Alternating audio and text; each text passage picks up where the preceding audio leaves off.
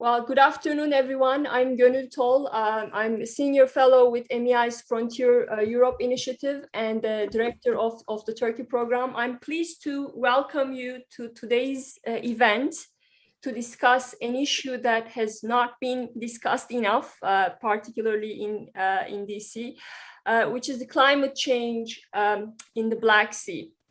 Some of you may be following it. The latest IPCC report, and the IPCC stands for the United Nations Intergovernmental Panel on Climate Change. It was released in August.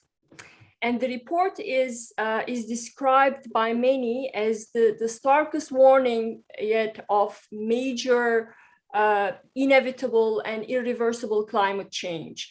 And it calls for urgent action and a coordinated international response. But the Black Sea, as you will hear from our panelists, is an incredibly complicated region. We have historical, geopolitical tensions, rivalries. We have states that are part of competing alliances, with different social, political and economic structures. So all these things make cooperation in the region, in the Black Sea, extremely difficult. So we're here today to discuss these and also the challenges climate change poses to the regional countries, and also explore ways or whether joint action is possible. And joining me is a great panel of experts, Andrei, whom now I can call him a friend. He was with us. He was last year's fellow for the Frontier Europe Initiative, and he's a senior associate and summer director, school director at Energy Policy Group. Thank you, Andrei. Mehmet Öğütçü, he is the chairman of MEI's Turkey program as International Advisory Board. And among other things, he chairs the Bosphorus Energy Club, the London Energy Club, and also a special envoy of the International Energy Charter. Thank you, Mehmet. And Julian Popov, he's Bulgaria's former Minister of Environment. He's a goodwill ambassador and energy and climate policies of Bulgaria. Again, thank you so much for taking the time to join us today. And also, before we start, I look forward to taking audience questions through Zoom's Q&A feature, which you can all find on your screens. And please feel free to ask a question at any time throughout the panel. I will do my best to look at all of your questions and will factor as many as I can. So with that, I would like to begin. And Andrei, let me start with you to get the big picture here. And for those who have not read or seen the latest IPCC report, can you please go over the main points, especially those related to the Black Sea? Of course, Gönül. Thank you very much for the invitation, and thank you, MEI, for organizing this. It's a great event, and I'm really honored to be here. As you said, I will start by saying that yes, although it's the starkest report that we've seen in the past few years, it's not something new. I mean, we are discussing about the same climate change effects and about the same issues for years, and some of us even for decades. In a nutshell, I would say that the report highlights the fact that climate change effects and the rise of global temperatures are unequivocally caused by human activities. And just to translate that a bit into numbers, I would say that the report says that starting from 1850, we used 2,400 billion tons of CO2. We emitted 2,400 billion tons of CO2. To have a chance and to stay on track, we just have 400 billion more to produce.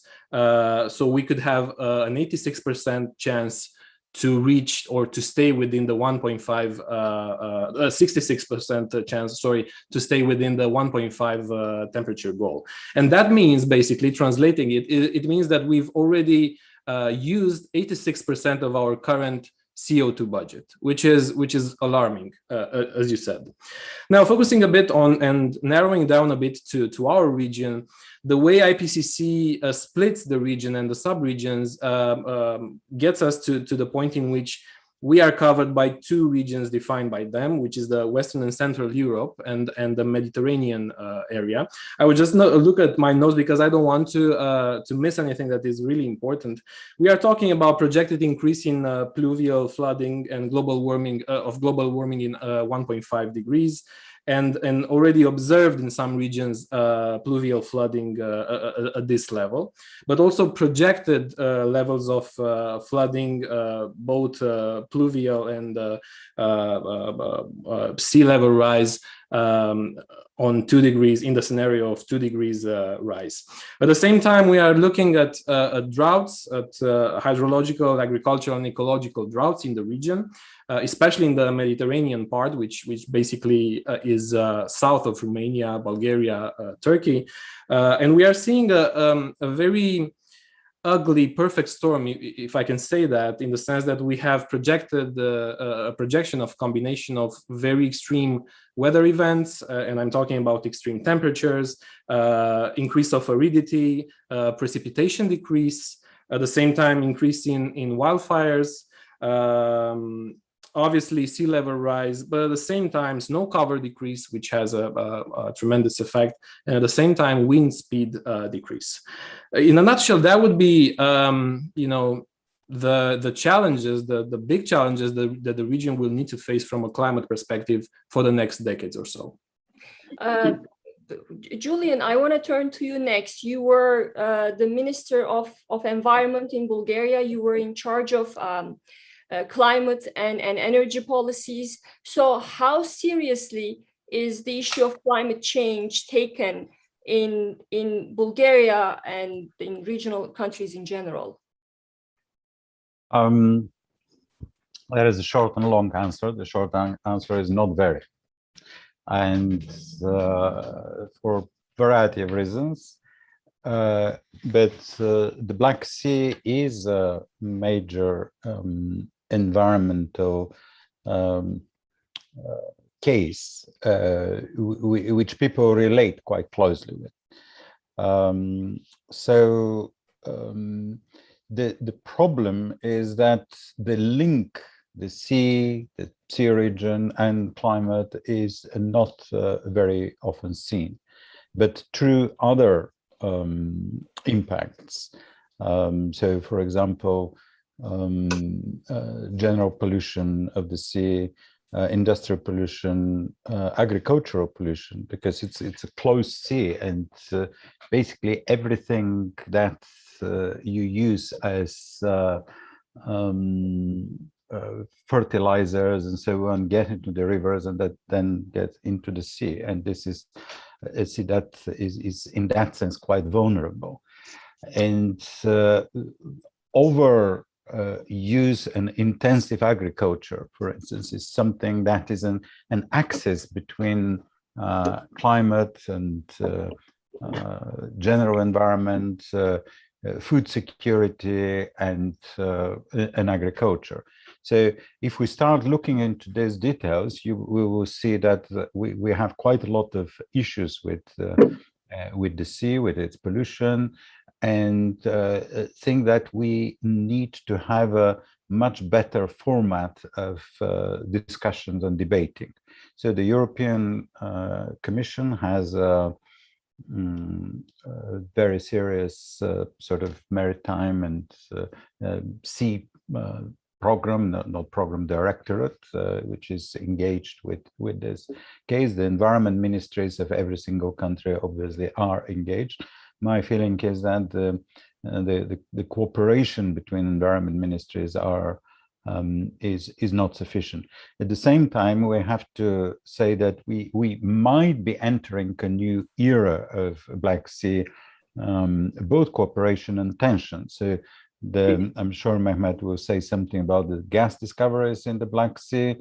Romania also has gas extraction from the gas sea, but at the same time, the Black Sea is significant potential source of offshore wind energy.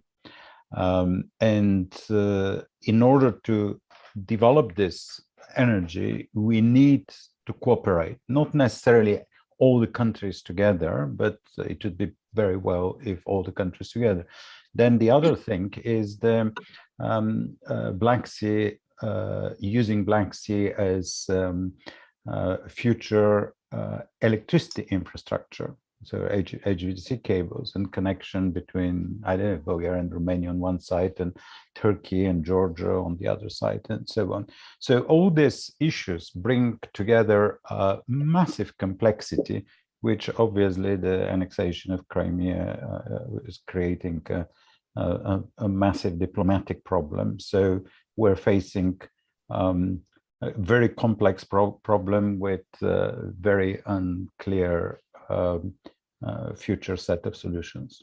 I want to get to that point in detail. I mean, what are some of the factors that prevent cooperation? But before that, I want to turn to Mehmet and ask him the same question. How about Turkey, Mehmet?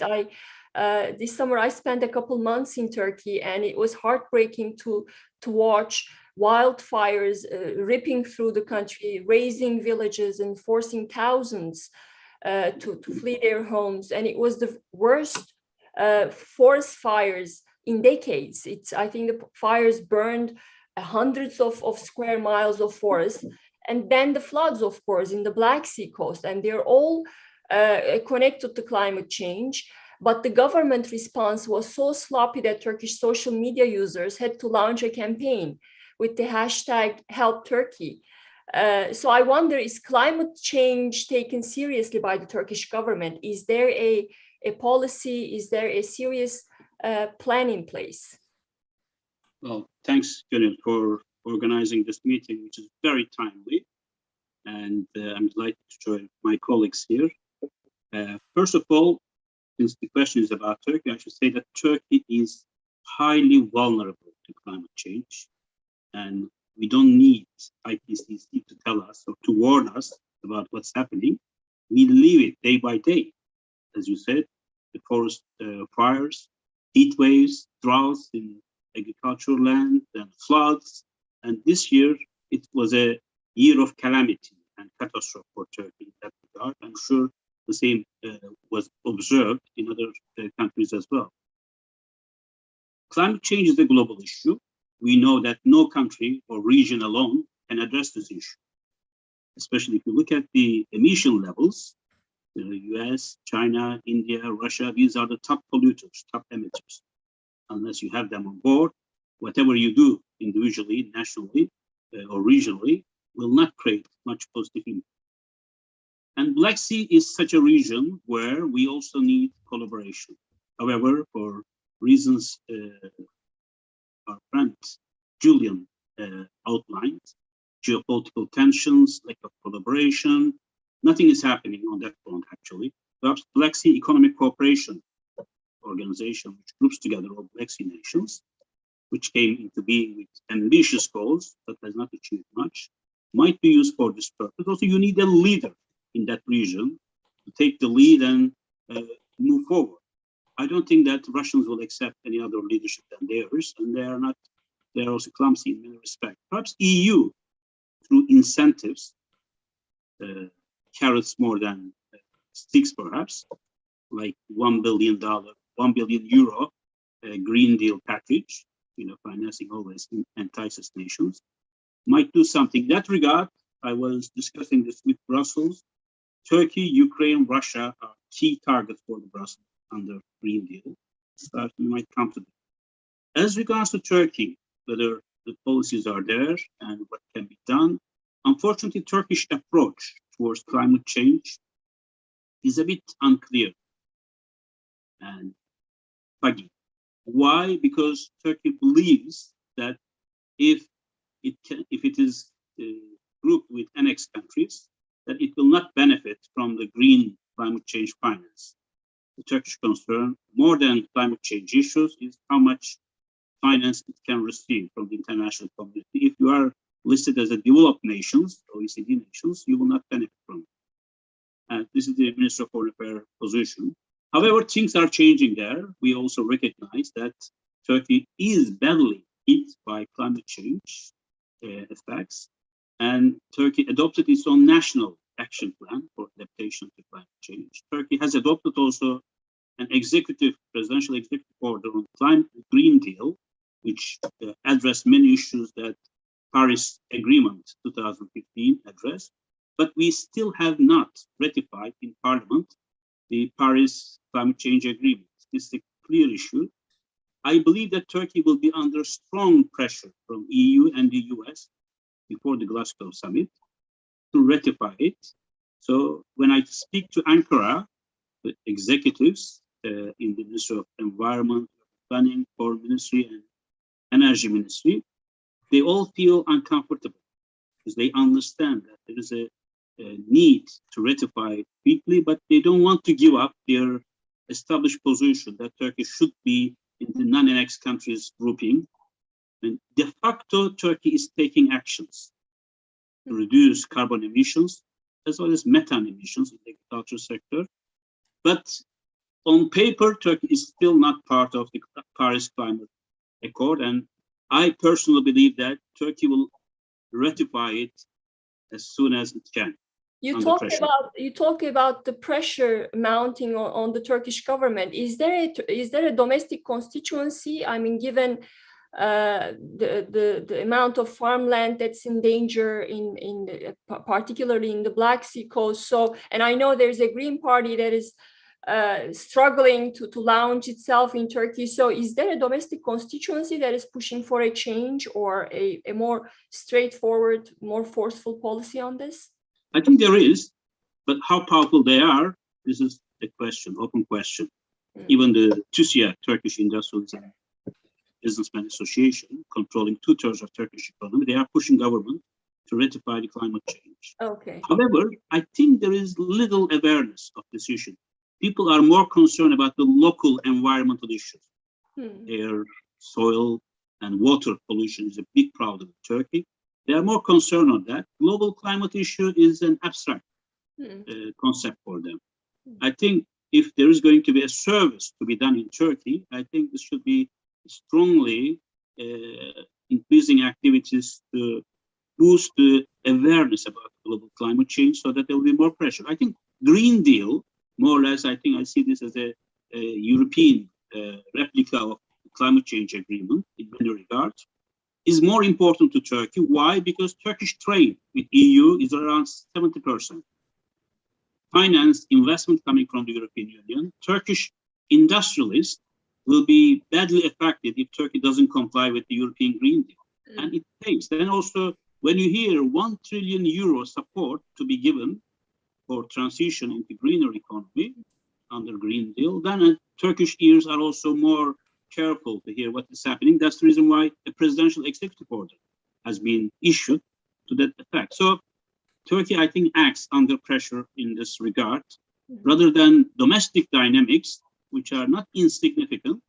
I think the external pressure is playing a greater role to push Turkey towards taking action, not only ratifying climate change accord, but taking actions to reduce Turkish share in the global climate change, carbon emissions, is only 1%. And also, I think the per capita carbon emissions is around the global average. So it's not out of blue, it's something that can be managed.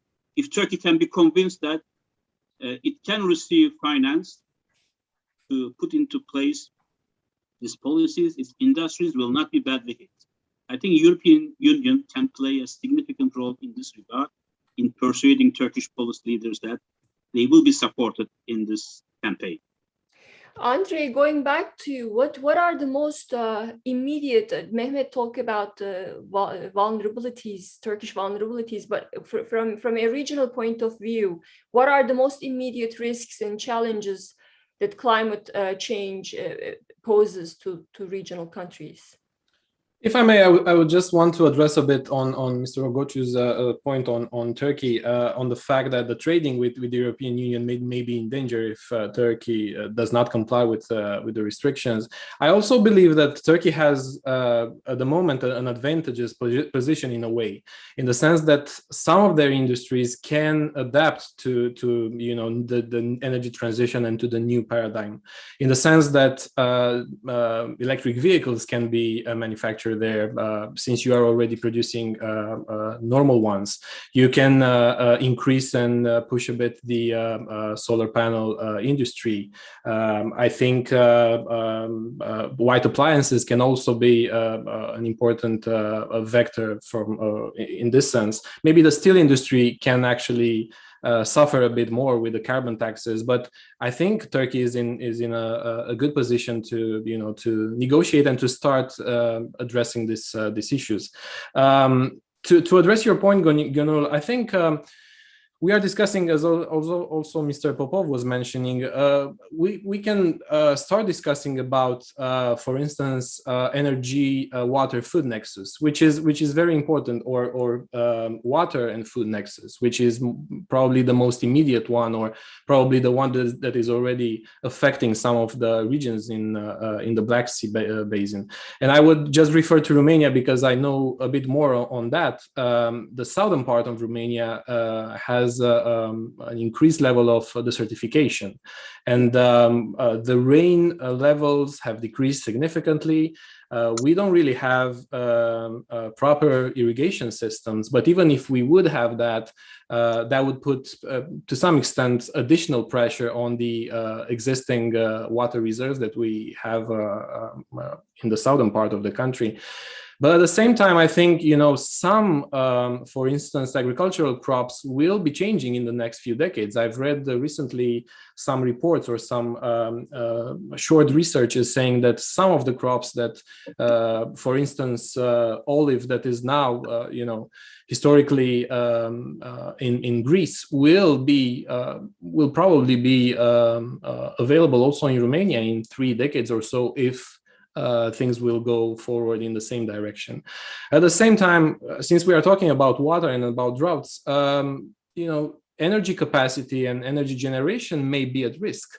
We are already having, for instance, in Romania, on the nuclear power plant, once every few years, we do have droughts that are actually causing unplanned outages. And that is actually expected to increase in the next decades or so. So that is also, an additional pressure if we're talking about the nuclear industry, on an industry that doesn't pollute and doesn't have an external, negative externalities. So it's a loop, and it's a vicious cycle somehow that is very hard to break. But unless we start addressing that, we will be facing even higher challenges in the next 20-30 years.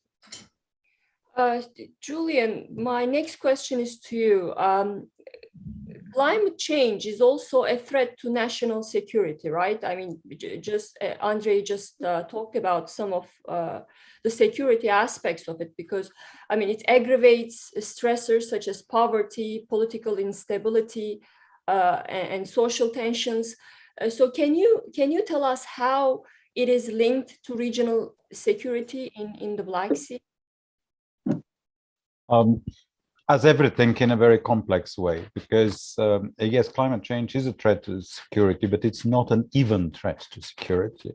So it affects some regions much more than other regions. Then some regions are much better prepared to deal with consequences of climate change than others. So if we look just the sea and the immediate surrounding of the sea, we might not see some dramatic risks coming in, let's say, in the next 10 or 20 years.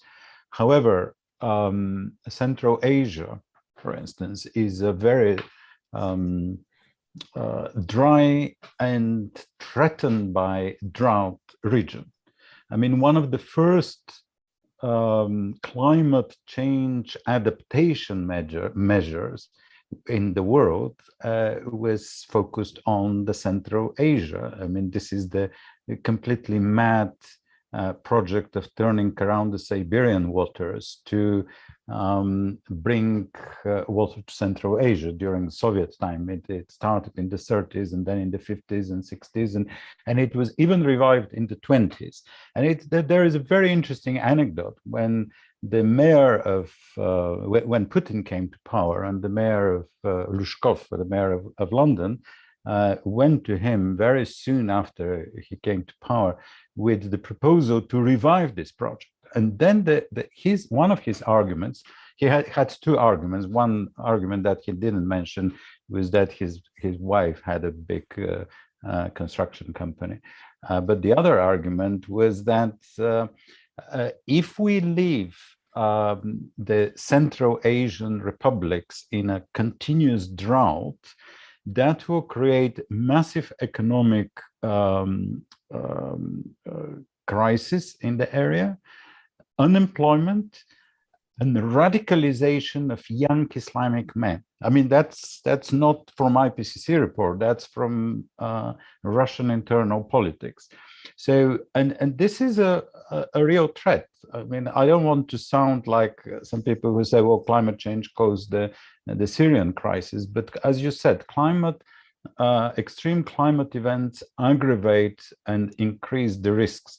And we see that this is neighboring regions are very seriously serious threats to national security, to global security, even, and the additional aggravation of this high temperature, kind of political and military even temperature, not climate, could just push the conditions over the tipping point. And this is, I think, more serious thing to look in longer term than some kind of immediate direct effect of climate change, Black Sea, national security. Well, before I turn to Andre, we have an intervention from the audience on what Mehmet Bey said. Tahsin Özdemir says Turkey produces 35% of its electricity from coal. And he talks about how more is being planned. So he is questioning the assumption that Turkey is taking this seriously, and asking how do we even pretend that Turkey is in fact serious about the challenge of climate change. Mehmet Bey, would you like to answer that? Well, first of all, as I said, the Turkish concern is more about how to receive green climate change finance. If it can be assured that there will be access to finance and more investment coming to Turkey, I think Turkey will be feeling more relaxed in ratifying climate change accord. I'm not saying that Turkey is taking it very seriously, but I'm saying that Turkey is under pressure from its own manufacturers and other players. And there isn't a great awareness of climate change. And in fact, we know, we live it day by day, but the population at large, I don't think is so much aware of it. Green Party that you refer to is not a strong political force to reckon with in Turkey.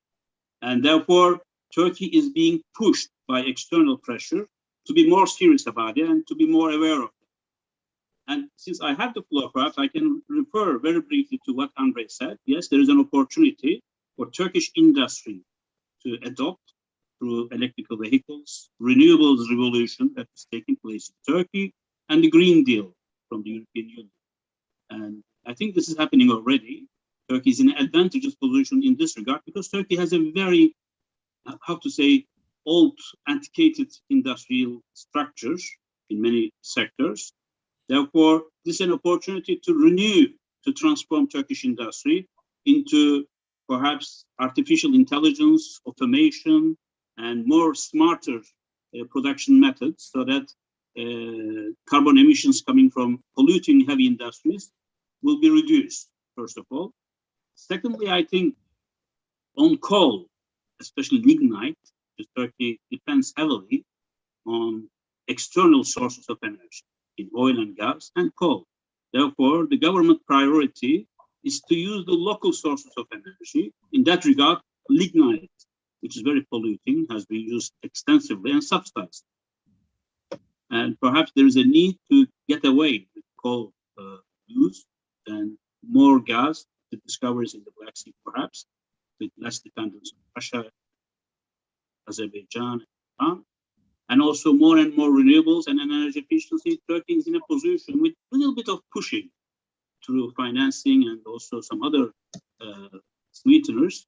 Turkey could be a good example in how a country could be transformed into greener economy and more effective combatant against climate change. Andre, climate change is a problem that affects all of us, right? And can only be tackled with joint action. Are there regional initiatives to tackle the problem in the Black Sea? I know the Blueing the Black Sea program, for instance, is one of the regional initiatives. It's tackling marine pollution, but I believe not every regional country is part of the initiative. So, what are some of other regional initiatives to deal with the problem? Unfortunately, I would just build on what Mr. Popov was mentioning a couple of minutes ago. Regional cooperation is at scale, I would say, is just aspirational. Let's put it like that. And it's not only that, but I think also adaptation to what others are doing is also lacking. In which sense? And I'll give a brief example. I think we were talking about this a couple of months ago, Gönül. If we look on to the nuclear development industry, and of course it has its geopolitical, let's say, considerations, and there are other reasons that are factoring in these decisions for each country. But if we are looking into that, and if we are starting from the West, everyone is building nuclear in this part of the Europe and this part of the region. Hungary is doing it. We are doing. Romania is doing it. Bulgaria is looking into that. Turkey is highly connecting and working with Rosatom. Everyone is doing that, and everyone is building these high capacities. Although we don't really understand what are the interconnections between these countries, what are the needs of these countries, whether or not there are synergies of one building it and the other just importing it, or things like that.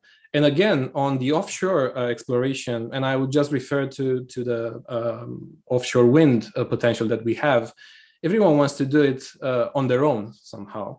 We all do studies independently. We understand that there is a potential. We are not discussing about it together. We are not, of course, the European Union is trying to somehow give the light on that, but it can only do that for 2 countries in the region.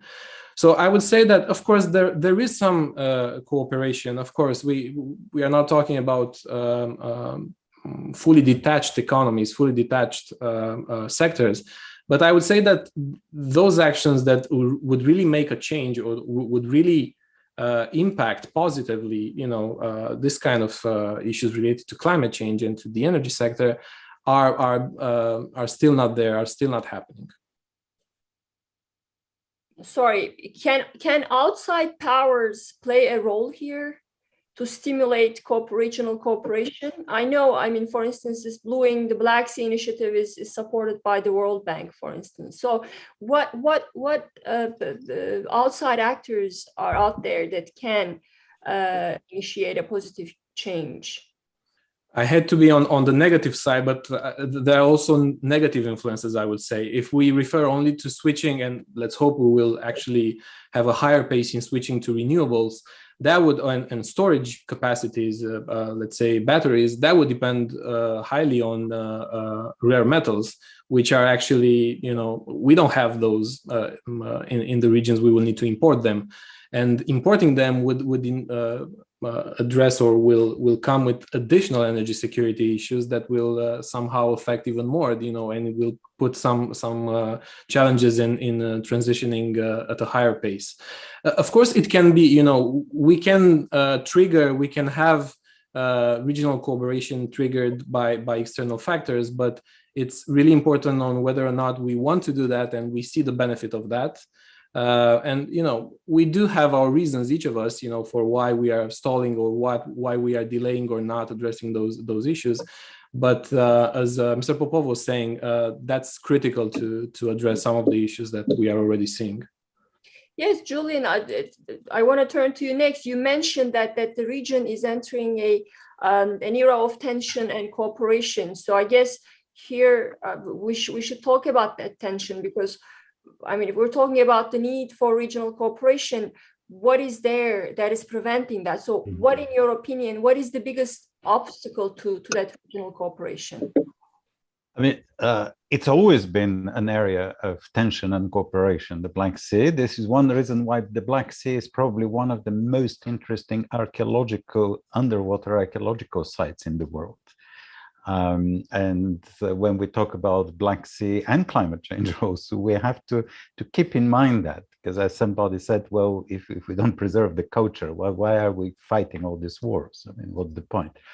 So this is a very interesting point, by the way. I mean, we have some common heritage there, which we have to value and nurture and develop and understand. In terms of current cooperation formats, yes, there are many. But I would say that we can see sort of strong formats.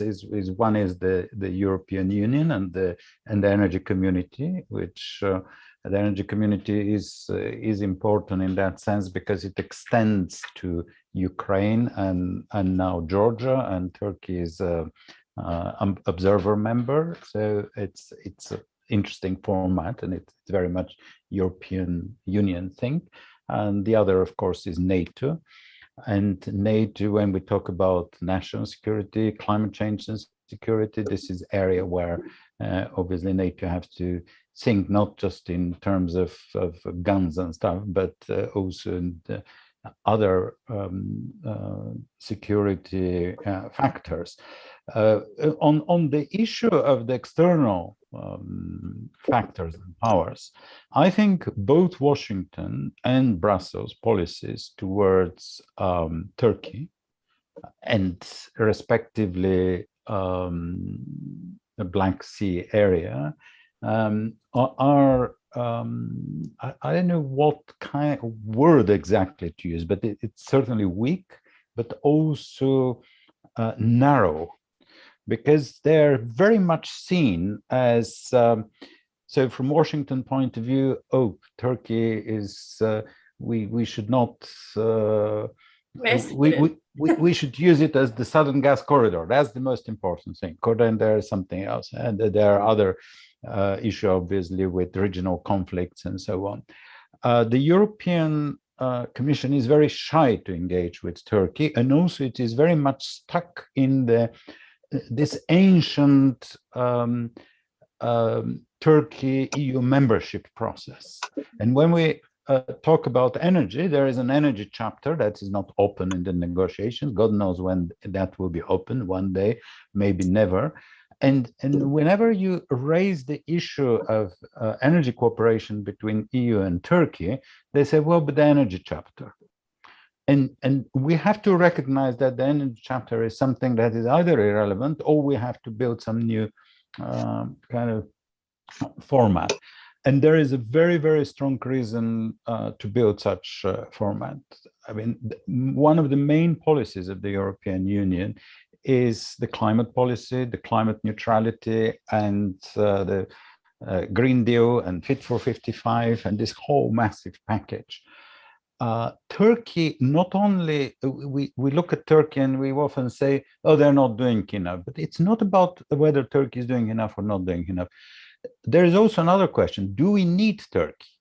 Well, and the question is yes. I mean, Turkey has a massive, enormous potential in renewable energy.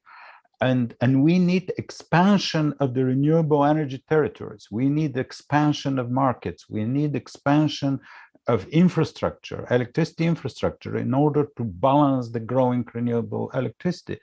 So without Turkey, without Ukraine, probably without Russia, that's a special case, it's very difficult to do it. We need this geographical expansion. And we have to think not only in terms of why are these naughty people not doing the right thing about climate, but do we need them, and what kind of format we have to develop in order to develop common climate and clean energy policies that are of climate, but also economic and trade benefit for both sides.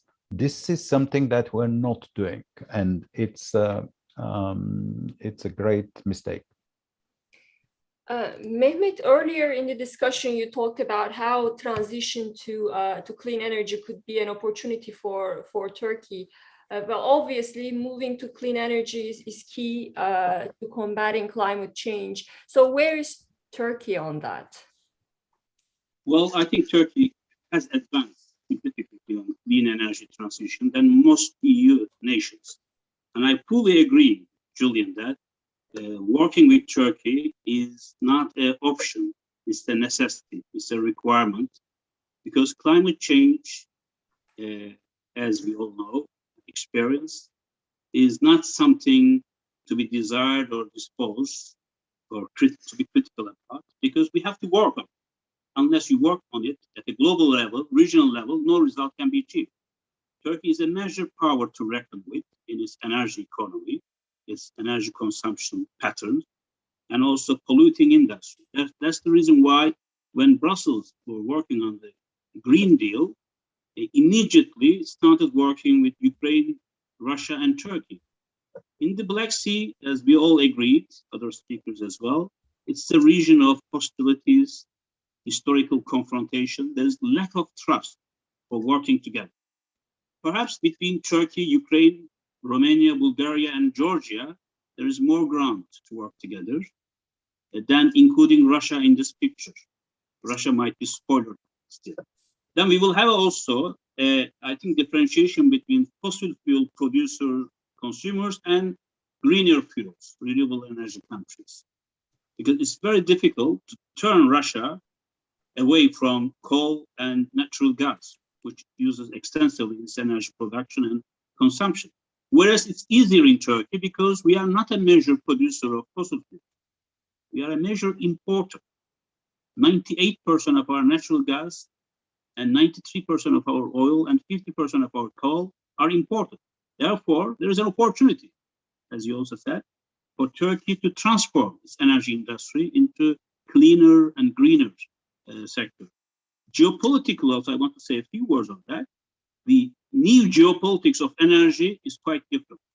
With renewables, what matters is not shipping lanes, it's not about pipelines, bypassing or going through several territories, or shipping lanes, or Malacca Strait, Bosphorus, Gibraltar, or Suez. It's more about nickel, cobalt, and lithium, the new oil and gas and coal, perhaps, in our world. In that regard, I believe that because of the urgency of the matter, climate change will not wait us to settle our differences and develop a common action. It's pushing us. And our local population, as the conscience and awareness will increase, will also force all the political leaders to take action. Because so far, it was abstract term. It was just lip service being paid by companies and governments and international organizations. Now it's becoming quite hard with the carbon taxing and many other sanctions that will be forced on nations. I think Turkey is relatively in an advantageous position, and it will be less painful than many other nations for Turkey to transform its industry, energy economy into greener and cleaner energy system. It needs some support. Turkey doesn't trust the European Union, for sure, because we know how painful the accession process is going or not going anywhere. But I think this climate change and energy issues perhaps should be separated from the accession package. It should be dealt separately without being politicized. Because it's not about human rights, political freedoms, or whatever. It's about something that will affect all of us.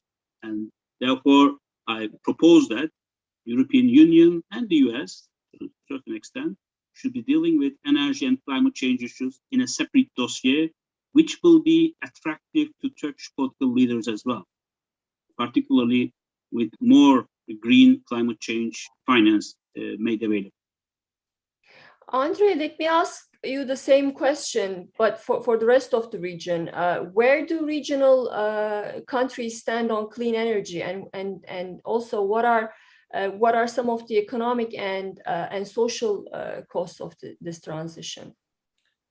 Well, I would start by referring to Romania, and some of the issues I think are similar in Bulgaria, but Mr. Popov can develop on that. But I think, for instance, now Romanian authorities are looking, for alternatives. Let me start from somewhere else. At the moment, we face some very high energy prices in the region and in Europe as a whole. And everyone is wondering what is happening and what are the reasons for that. But the reasons are not far away from the fact that we haven't taken investment decisions and transitioning to clean energy for the past few years. Of course, there are other reasons, but the fact that our sectors are highly reliant on coal still means that we will need to, being part of this European trading system, emission trading system, we need to pay the associated negative externalities, so these emissions. Now, the fact that, for instance, the Romanian government is trying to switch to some extent from coal to gas, that's in my way, it's a missed opportunity, for instance. And I would not refer only to the electricity generation, but rather to heating. We are aiming, or the government is trying to push forward the idea of increasing the distribution penetration especially in rural areas for heating. So we are building something that we don't really need, with the money that we don't have, with a gas that we haven't discovered yet, in a way. And that will create this gas lock-in effect that will basically stall even more a transition, a higher pace of adopting renewable technologies. Basically, in 10 years from now on, with these pipelines, with these distribution systems, the government will say, we haven't extracted enough value from this, so we cannot really divest or switch to renewable technologies, whether we are talking about heat pumps or other options for heating, if we are referring only to heating. So for these reasons, 10 years from now on, we will still have reasons, economic reasons, and well-grounded reasons not to switch to renewable energies. So for this reason, I would say that Romania is still waiting something, and it's still trying to somehow stall a bit, to delay a bit a transition, trying to understand what are the available funds, how this Fit for 55 fits in the overall development plans, but at the same time trying somehow to deal with social and economic issues. And when I say social ones, I mean the ones related to closing coal and to creating, to some extent, some job issues in those regions, in the transition regions. I know, Andre, you just said that it's the transition is going to be really difficult, but I still want to stay on that topic and ask Julian and Mehmet, if you'd like. Mehmet, what are the geopolitical implications of this transition to clean energy for the Black Sea? I mean, how are, Andre earlier mentioned this, the gas infrastructure projects, the new nuclear power plants for those, or offshore renewable capacity. So how are all those things how are they gonna impact the already existing geopolitical tensions in the region? Well, the impact is already very serious, and the move to higher level renewables, but also opening and integrating the energy markets, very seriously reduces the ability of Russia to use gas as a political tool. This is something that I think it would be very good to discuss a little bit more in Washington, because this message hasn't arrived there yet.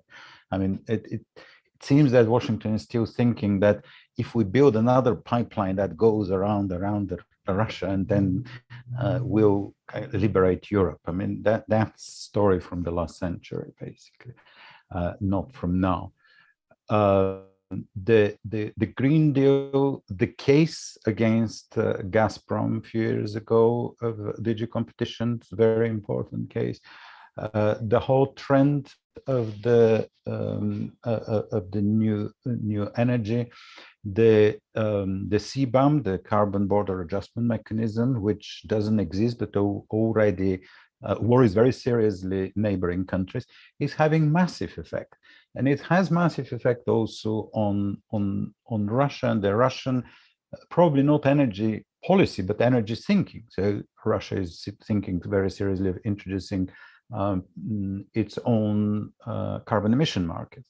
Gazprom is developing its strategy for turning to hydrogen, making announcement that Russia will become the biggest green hydrogen exporter.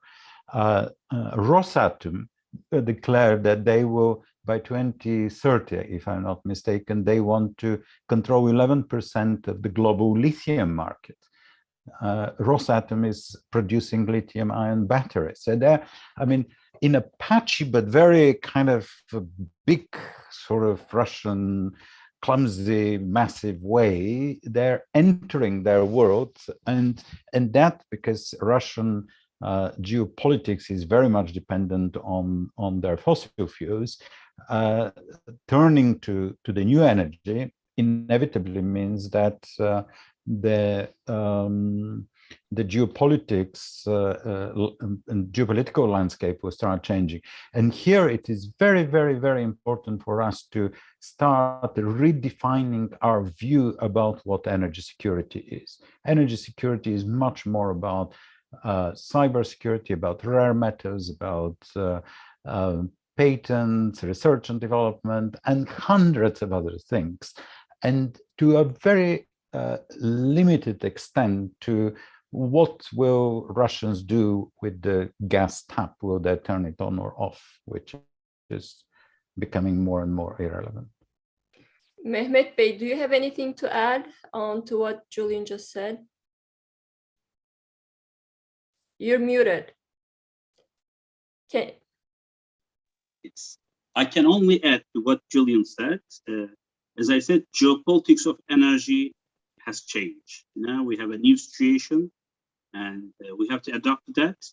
It includes not only the security of pipelines, the gas, the oil, coal, but this new rare earth and nickel, cobalt, lithium, uranium, and nuclear energy, of course. Many nations are aspiring for it. For Turkey, the aspiration is to have it almost 10% of its energy mix by nuclear, again, working with Russians in this regard. And what will happen to Blue Stream and Turk Stream, which are operational still, and the Turkish gas demand is not increasing. It's around 48 to 50 BCM for the past 10 years almost. And it has its own gas coming on the stream, probably from 2023.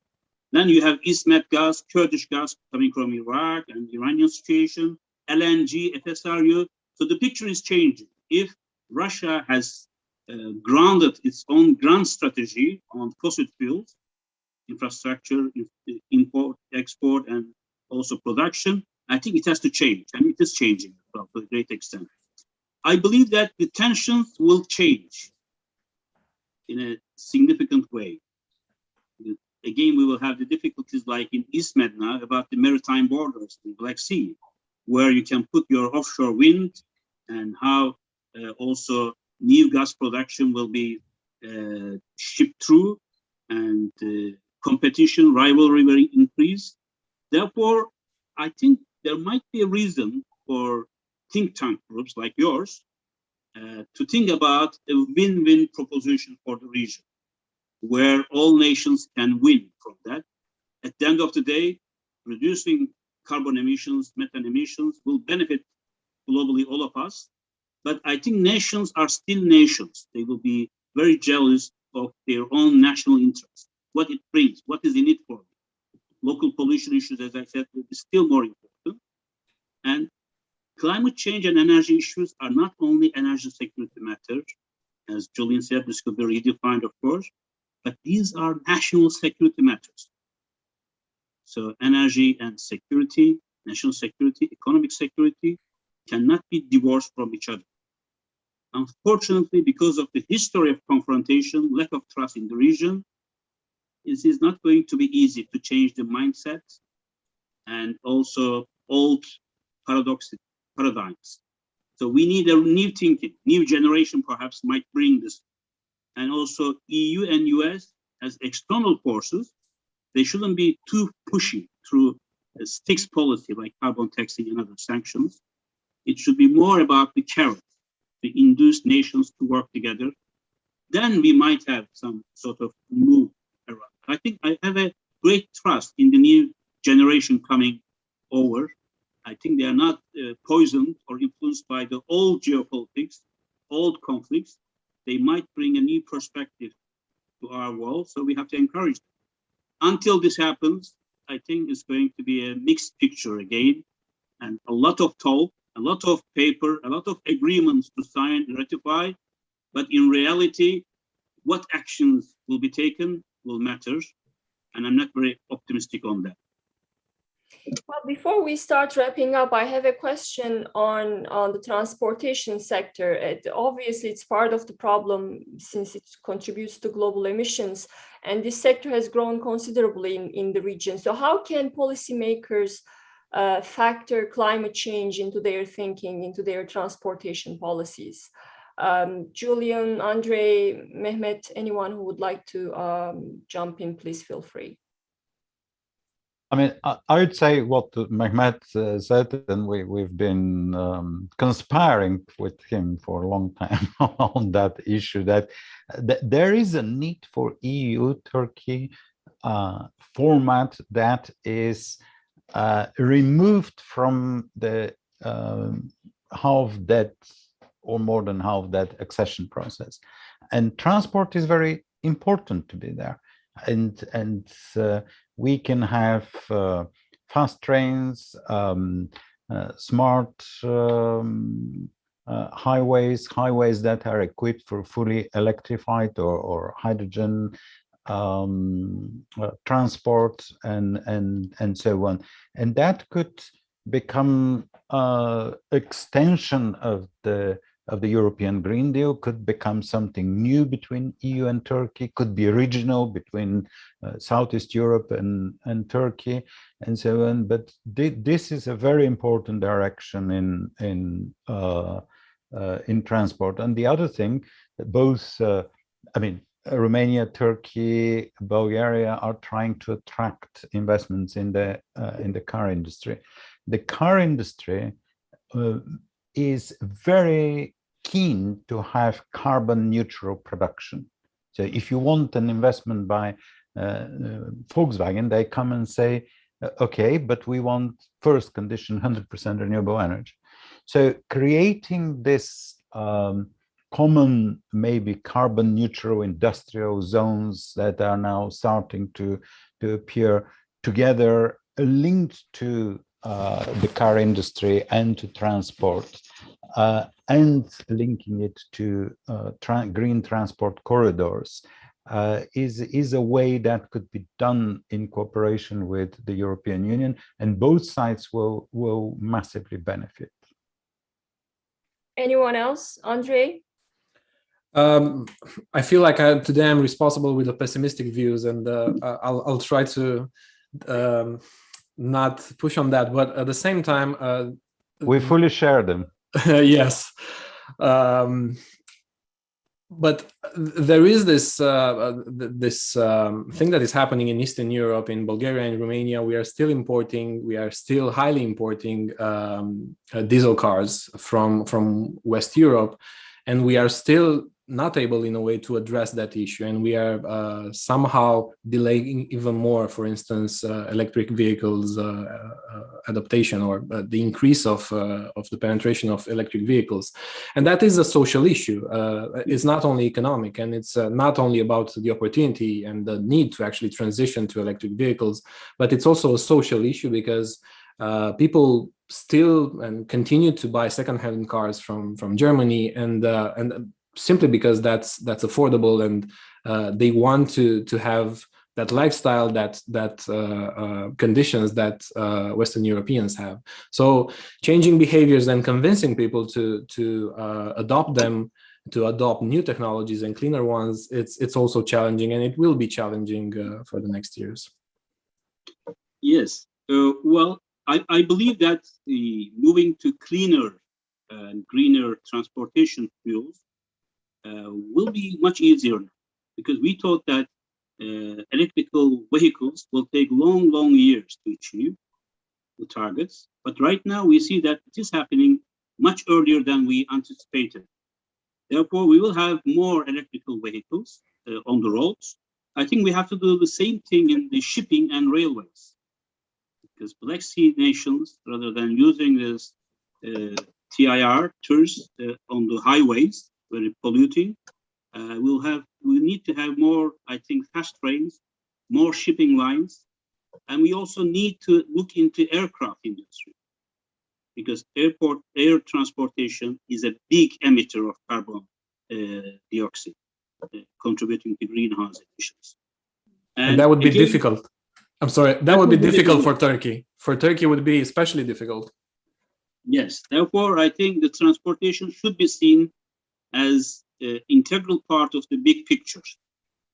And last but not least, for me, in geopolitical terms, I think European Union and United States in this regard should make a choice, clear choice, whether it is going to keep Turkey aligned to what we call Western grouping alliance, or Turkey will be shifting, being disillusioned, shifting towards greater collaboration and alliance with Russia, Iran, and China. I think this will also determine how Turkish energy and climate change policies, transportation policies, will be evolving. I don't think we should underestimate the link between that geopolitical positioning of Turkey in whatever blocks it's going to happen, take place, and the way it's going to combat climate change and make the greener transition faster or slower. I think they are quite relevant to one another. I don't think that Turkey will get much support from the other bloc, led by China, Russia. It's going to benefit more from the Western bloc, traditionally allied and traditionally partnered.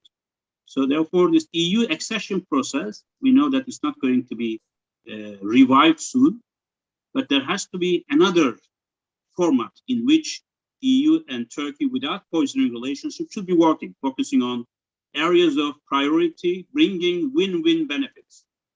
And the same goes, I think, for the Biden administration. There are serious difficulties between Ankara and Washington. We know about them.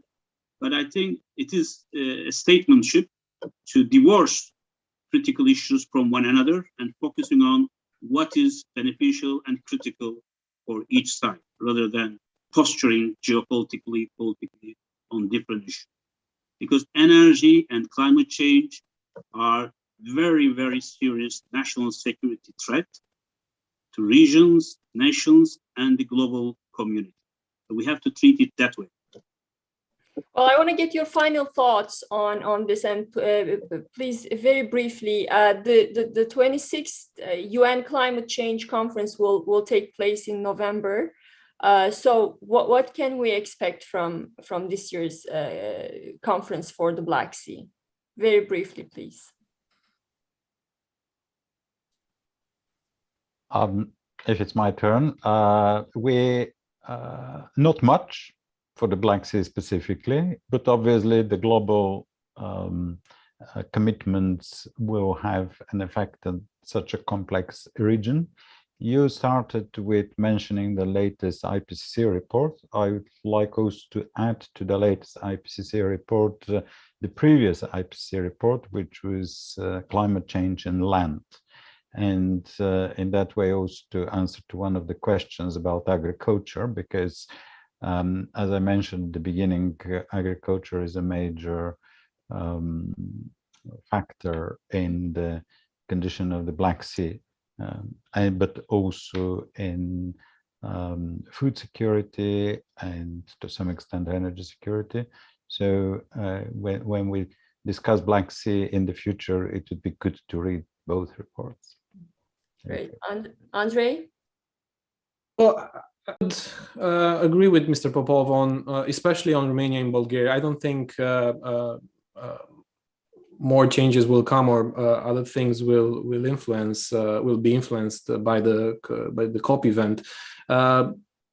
Being part of the European Union comes with this Fit for 55, with this Green Deal mandatory tasks and objectives. So I think that would be, and it is, pretty difficult to sell politically to the population in Romania and Bulgaria, and politically to other government partners. So I think that's enough in a way, and I think that would not change after the COP event.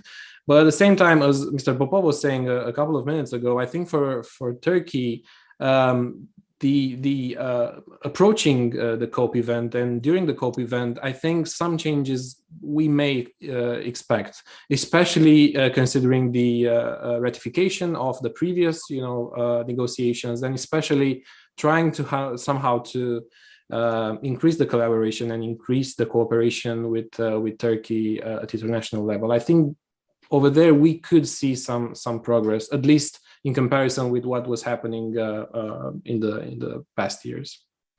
Mehmet Bey, final words? Yes, well, I don't think we should, belittle what's happening in this summit, climate change summits. So it's building blocks, because we had Copenhagen, Kyoto, Paris, now Glasgow. I think each of them are creating galvanizing efforts and creating the momentum for the next step. Of course, the progress is not as fast and substantial as we expect or we want, but we shouldn't belittle these efforts, because it's not easy to take global actions. I think we are learning it, and also awareness is increasing, and new actions are coming rather than just talking show. And therefore, I'm optimistic that Glasgow will bring new momentum to the next level, whatever is going to happen. I also want to repeat my call that Black Sea nations should be perhaps setting up a platform altogether on climate change and also regional environmental problems, issues. Because I don't think you can cannot treat them separately, local problems, environmental problems, as well as the global climate. So, because most of the population are interested in how you are going to address local pollution issues. If you deal with them in tandem, and people are convinced that climate change are linked also to local environmental problems, we can make progress. So again, in a way, depoliticized way, Black Sea nations should be brought together. I don't know who is going to take the lead, whether it's going to Black Sea Economic Cooperation, whether Russia will lead it, or it's going to be initially think tanks and civil society groups making this happen, then the political masters will come into picture later. But there is a need for such a structure to be established so that we can talk to each other and coordinate our policies, as I repeat, in a depoliticized manner.